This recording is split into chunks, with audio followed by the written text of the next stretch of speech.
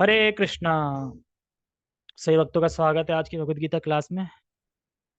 तो पहले हम मंगलाचरण करते हैं।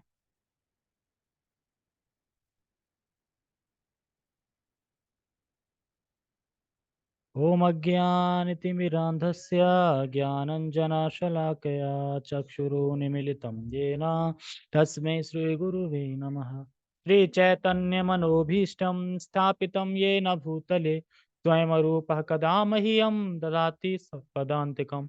वन्देऽहं श्रीगुरो श्रीयुतापदकमलं श्रीगुरून् वैष्णवांश श्रीरूपं साग्रजातं सहगणरघुनाथं वितं तं सजीवम् साधुवेतं सावधूतं परिजनसहितं कृष्णचैतन्यदेवं श्रीराधा कृष्णपादान् सह गणललिता श्रीविशाखान्त विशांच। हे कृष्ण करुणा सिंधु दीनबंधु जगतपते गोपेश गोपिका कांता राधा कांता नमस्तते।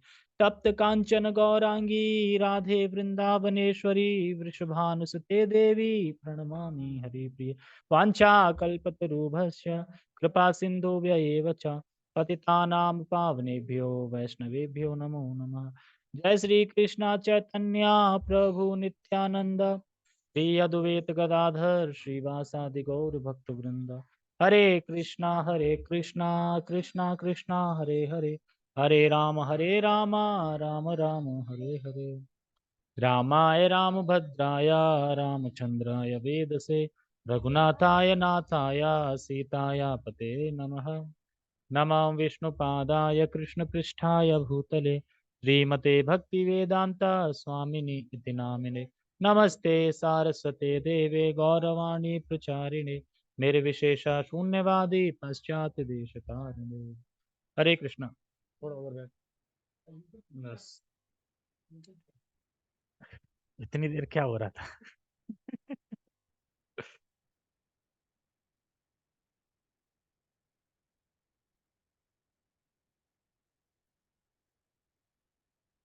अरे कोड आता है लाइव के लिए उसमें जीमेल आईडी पे। क्या? अच्छा हाँ तो वही तो। भैया समझ गए तुम नहीं समझ। ठीक है। देखो आज का श्लोक है कि भगवान अब बता रहे हैं कि कल बताया कि हर कार्य करने के लिए तीन घटक होते हैं। ये चीज आ रही थी ज्ञान ज्ञेय ज्ञाता। और फिर उसके बाद लिंक बनाया था कि क्या लिंक बनाया था, किसी को याद है थोड़ा बहुत? क्या लिंक बनाया था? इंट्रोडक्शन टाइप था कुछ। हाँ। जो ज्ञान है वो भी तीन गुण का होता है, और जो करता है वो भी तीन गुण का होता है, जो कर्म है वो भी तीन गुण का होता है। तो आज से भगवान बताएंगे ज्ञान के बारे में, और सबसे पहला है सतोगुण। यानी सतोगुणी ज्ञान क्या है। ज्ञान मतलब नॉलेज। ज्ञान योग की बात नहीं हो रही यहाँ पे। ज्ञान मतलब समझ, क्या देख रहा है। क्योंकि भक्त में भी होता है ना कि दृष्टि कैसी होती है, तो वो ज्ञान की बात हो रही है। कहाँ पे थे? श्लोक क्रमांक 20, ठीक है। तो पहले हम इस श्लोक का उच्चारण करेंगे। तो 20, 21, 22 तीनों में ज्ञान के बारे में बताएंगे, रजोगुण सतोगुण तमोगुण। भगवद गीता यथारूप अध्याय 18 श्लोक क्रमांक 20। सर्वभूतेषु येनेकम् भावम् अव्यमीक्षते अव्यक्तम् अविभक्तम् विभक्तेषु तज्ज्ञानं विद्धि सात्विकम्। सर्वभूतेषु येनेकम् भावम् अव्यमीक्षते अविभक्तं विभक्तेषु तज्ज्ञानं विद्धि सात्विकम्। सर्वभूतेषु सभी प्राणी, सर्वभूतेषु मतलब सभी जीव सभी प्राणी, सभी प्राणियों में जो विभिन्न शरीर दिख रहे हैं। प्राणी में सिर्फ मनुष्य नहीं है, जितने भी सभी प्राणी हैं जो कि विभिन्न विभिन्न शरीर दिख रहे हैं। सर्वभूतेषु इसलिए बोल रहे हैं सर्वभूतेषु सभी प्राणी जिनमें विभिन्न विभिन्न शरीर दिख रहे हैं।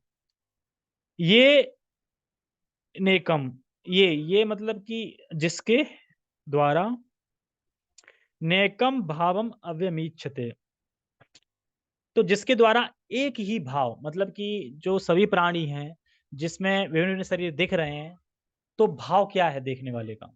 तो कह रहे हैं कि एक ही भाव जो कि अव्यय भाव है, वह देखता है, वह दिखता है। अव्यय भाव मतलब एक ही भाव है जो दिखता है। अव्यय भाव मतलब क्या है? देखने लग जाए व्यक्ति को कि विभिन्न शरीर हैं, लेकिन सभी आत्माएँ हैं। क्या भाव में फिक्स है? एक ही भाव में देखता है, क्या भाव में देखता है?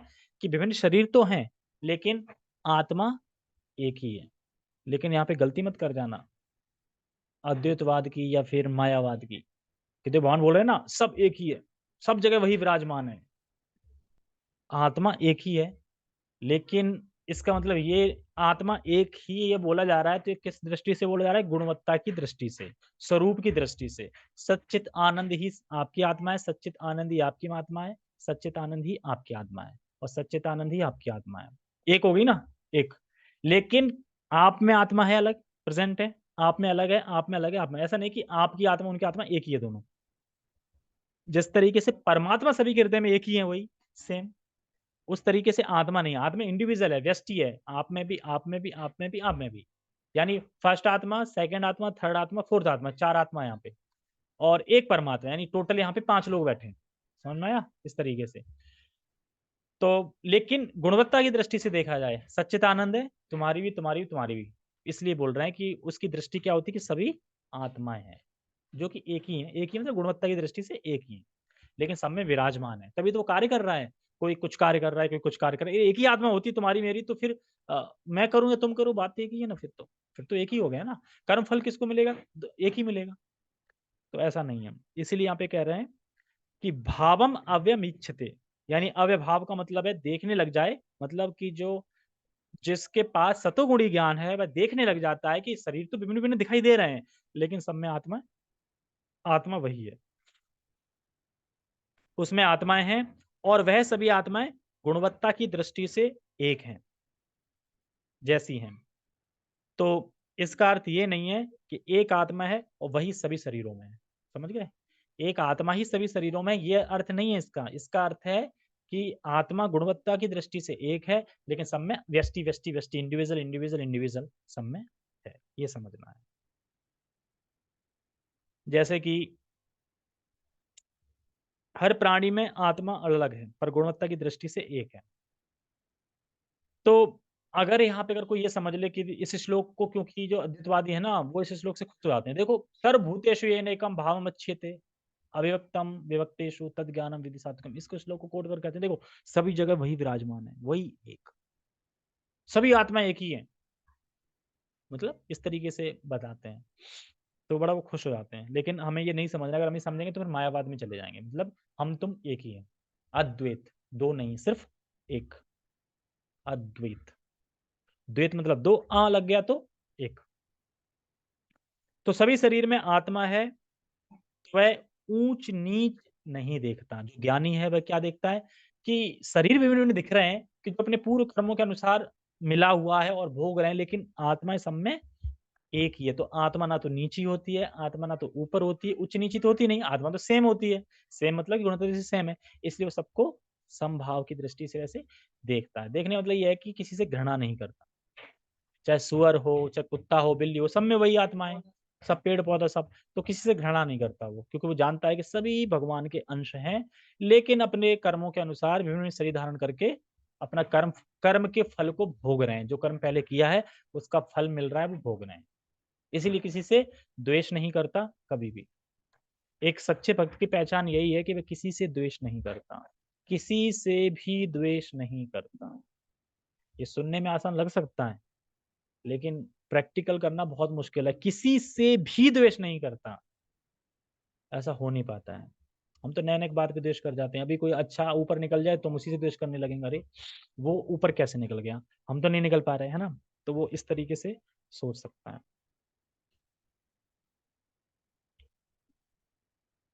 और कह रहे हैं इसमें कि वह देखता है कि शरीर अलग-अलग हैं। कुत्ते का शरीर, सुअर का शरीर, चीता का शरीर, शेर का शरीर, मनुष्य का शरीर, देवता का शरीर, पौधे का शरीर, कोई भी देख रहा है, लेकिन क्या देख रहा है वो?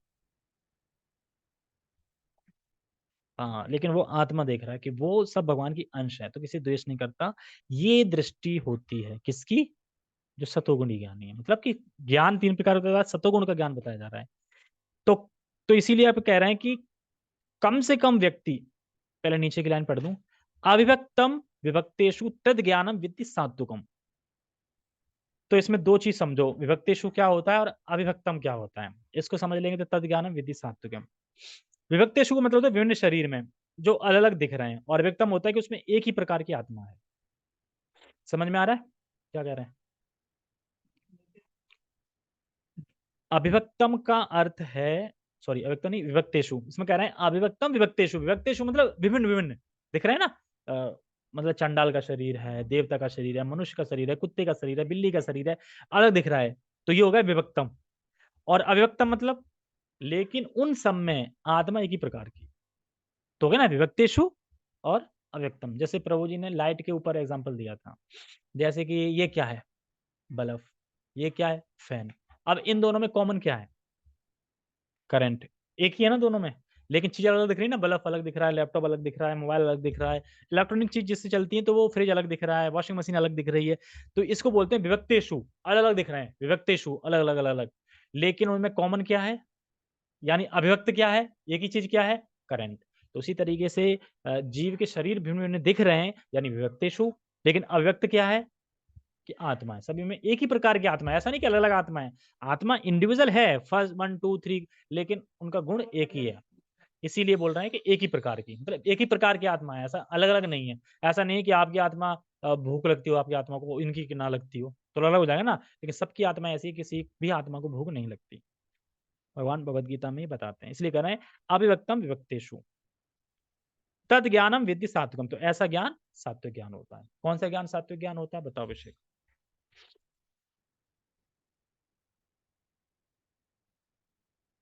हम्म, सभी को एक ही आत्मा में देखता है, मतलब उल्टा बता रहे कैसे। हाँ, सभी के अंदर मतलब विभिन्न विभिन्न शरीर देख रहा है, जैसे कि चींटी का शरीर देख रहा है, लोमड़ी का शरीर देख रहा है, विभिन्न विभिन्न शरीर देख रहा है, लेकिन वो जानता है सभी भगवान के अंश हैं और सभी में एक ही प्रकार की आत्मा है। ये ज्ञान हो गया सात्विक ज्ञान। ऐसा अगर देखेगा तो क्या वो किसी से द्वेष करेगा फिर?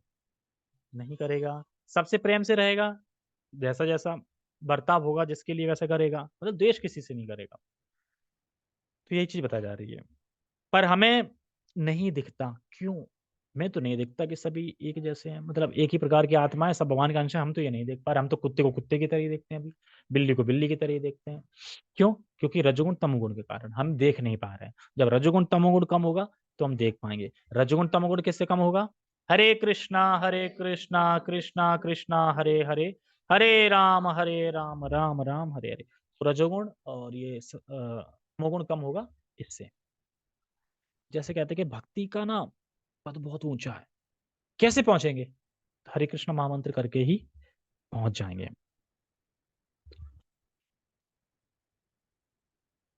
ये मैसेज किसने किया है? नंदू भाई आ रहा है, हाँ उधर हो जा, नंदू भाई आ रहा है।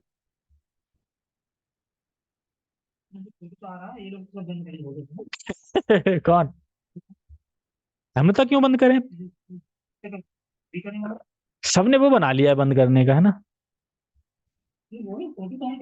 चलो कोई नहीं, जो कर रहा है कथा वो तो खोल रखा है ना उसने।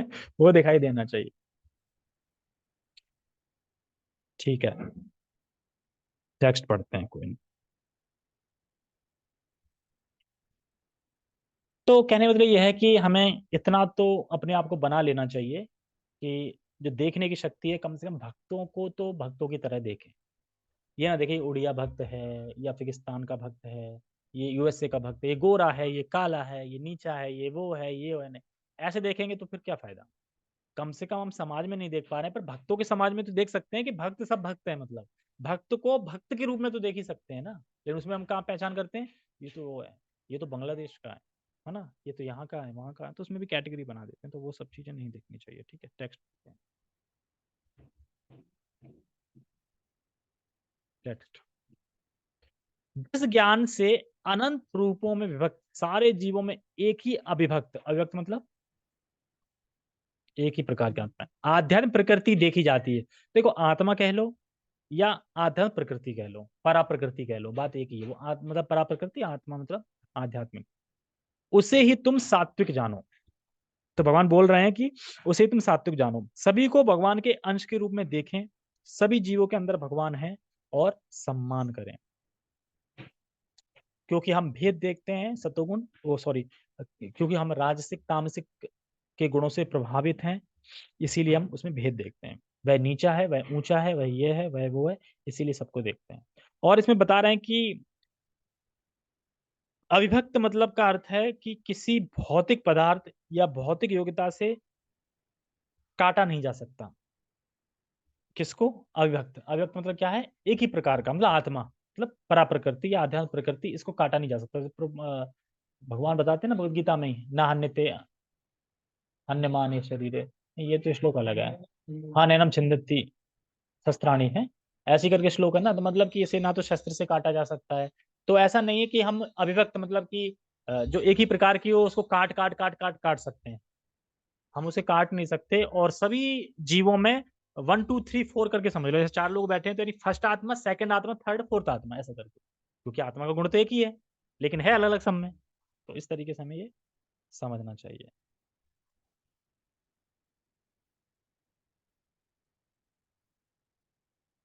सबके अंदर वही सच्चिदानंद आत्मा है, पर सबके अंदर इंडिविजुअल है, यानी व्यष्टि।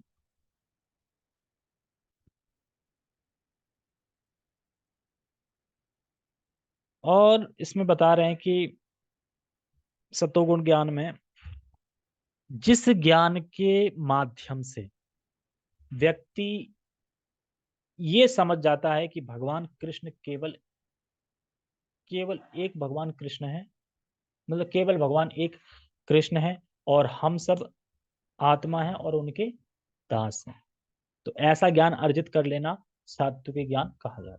कौन सा ज्ञान? हम भाई कुछ नहीं जानते, हम तो जानते कि कृष्ण भगवान है, बस अकेले ईश्वरा कृष्णा, और सब भृत, बाकी सब उनके दास हैं, भृत्य हैं, लेकिन एक ईश्वर कृष्ण है और हम आत्मा हैं और हम उनके अंश हैं।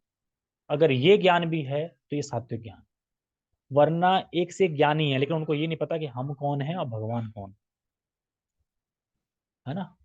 तो फिर इसीलिए सात्विक ज्ञान बोला जा रहा है। ज्ञान योग की बात नहीं हो रही यहाँ पे सात्विक ज्ञान की बात। सात्विक ज्ञान मतलब कि हम अपने संबंध को भगवान से जाने कि भगवान कृष्ण है और हम उनके अंश हैं और हमें उन्हें भक्ति करके उनके पास जाना है, तो ये सात्विक ज्ञान है। तो ऐसा ज्ञान अर्जित कर लेना सात्विक ज्ञान कहा जाता है। तो हम लोग ज्ञानी नहीं है, पर हमारा ज्ञान सतोगुणी ज्ञान है। और इस सतोगुणी ज्ञान से हमें क्या है?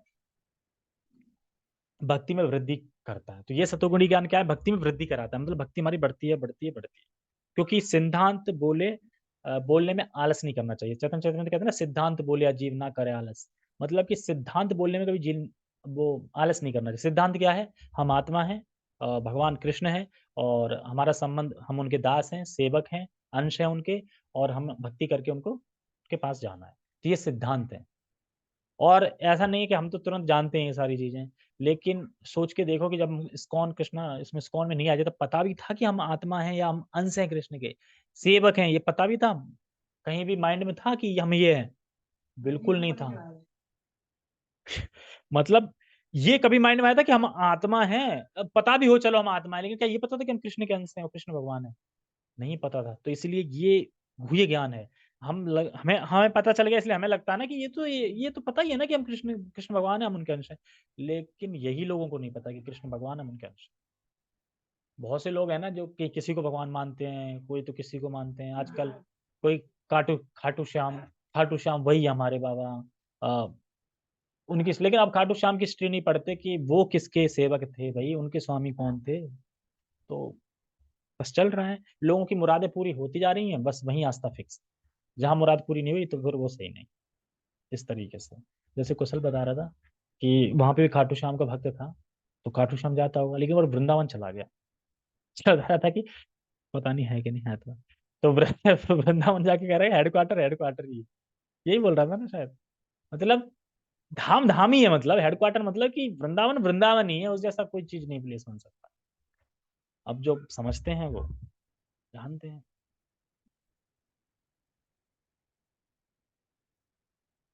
तो ये ठीक है, तात्पर्य पढ़ते हैं।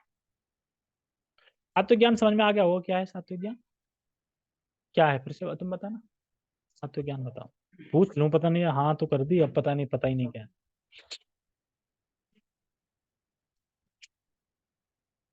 है क्या।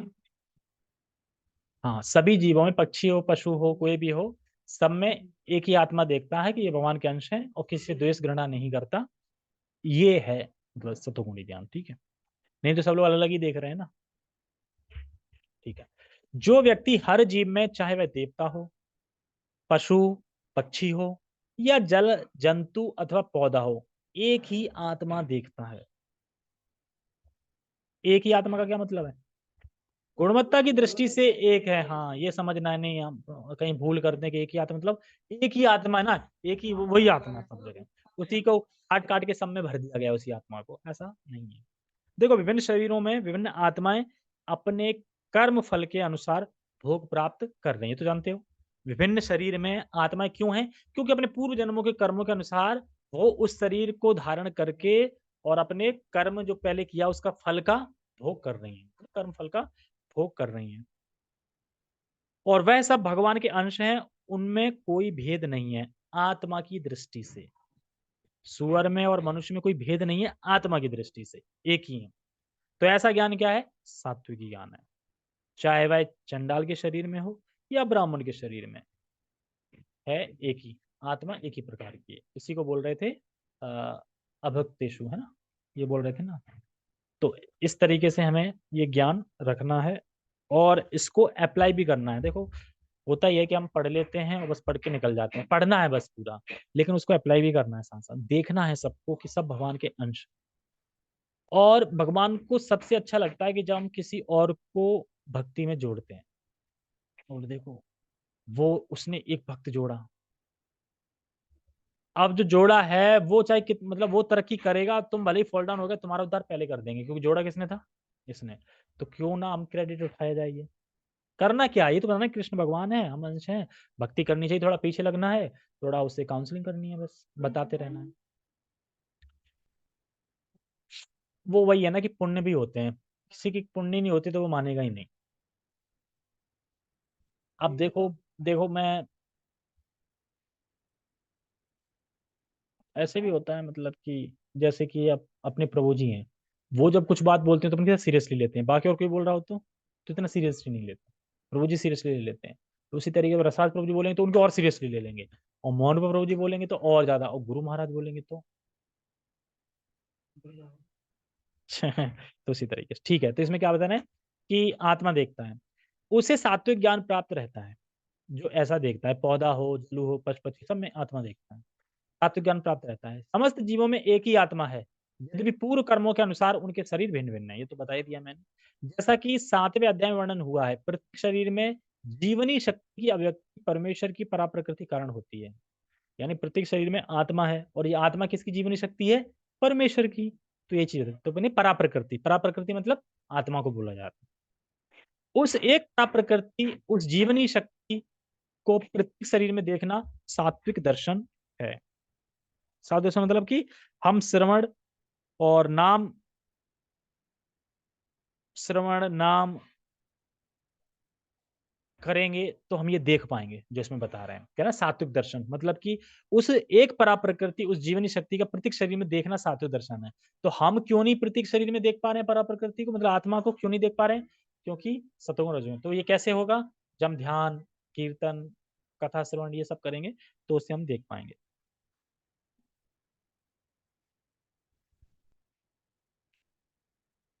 यह जीवनी शक्ति अविनाशी है, भले ही शरीर विनाशील हो, मतलब आत्मा का कभी क्षय नहीं होता, जैसा बताया, नैनम छंदंती सत्यानि। जो आपसी भेद है वह शरीर के कारण है, समझ गए? जो आपसी भेद है, आपसी भेद मतलब कि हम भेदभाव देख रहे हैं ना, वो किस पे? शरीर के कारण देख रहे हैं। आत्मा में कोई, आत्मा कोई भेद नहीं देखता, ये तुम शरीर के कारण भेद देख रहे हैं।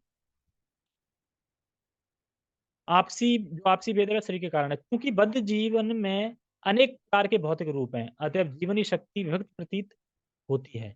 ऐसा निराकार ज्ञान आत्म साक्षात्कार का एक पहलू है। तो इसमें कह रहे हैं कि ब्रह्म जीवन में अनेक प्रकार, बद्ध जीवन में अनेक प्रकार की भौतिक रूप है, मतलब बद्ध जीवन में अनेक प्रकार के भौतिक रूप है।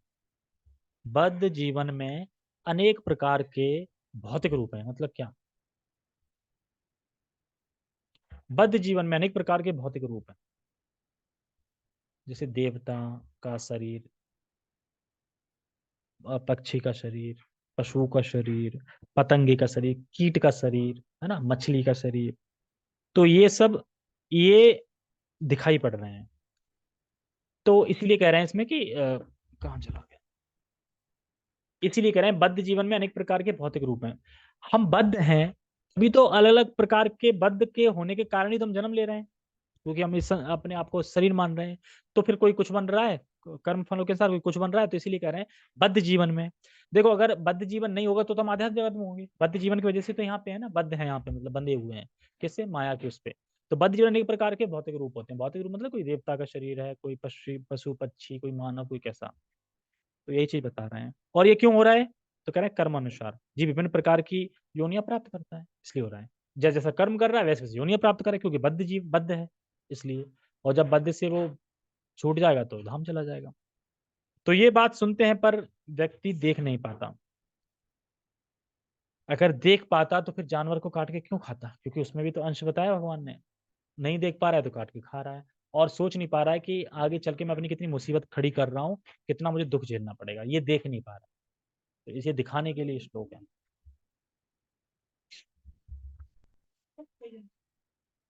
जितनी बार काटोगे उतनी बार तुम बन कटोगे फिर। जैसी वृत्ति रहेगी और जैसा शरीर छोड़ोगे उस हिसाब से, क्योंकि पेंडिंग भी तो कर्मास चल रहे होंगे ना, वो भी कटेंगे। कि एक ना एक दिन मतलब वो कटेगा। कौन? हाँ हाँ, वो इंसान बनेगा, बिल्कुल बनेगा। अरे लेकिन इंसान बनेगा वो, लेकिन ये साइकिल बर्थ डेथ की चलती रहेगी ना। कहने के लिए ये कि शास्त्र कह रहे हैं जीव हिंसा नहीं करनी चाहिए, तो नहीं करनी चाहिए, मांस नहीं खाना। अब ये जरूरी थोड़ी है कि वो वही काटेगा, कोई और भी तो काट सकता है। हाँ तो वो काटेगा और फिर वो काटेगा, तो फिर वो उसको फिर वो काटेगा कोई, तो ये तो फिर ये चलता रहेगा। हाँ तो यही इसी को तो रोकना है ना, मतलब कि हमें जीव हिंसा नहीं करना। लेकिन मनुष्य जीवन में वो करेगा क्या, फिर वही काटेगा, फिर मरेगा, फिर वही, तो बात तो वही आ गई, साइकिल की तरह चैन। ठीक है। हरे कृष्णा। जगत गुरु शील प्रभुपाद की जय। श्रीमद् भगवद गीता की जय। नित्य गौतम आनंदे। हरि बोल।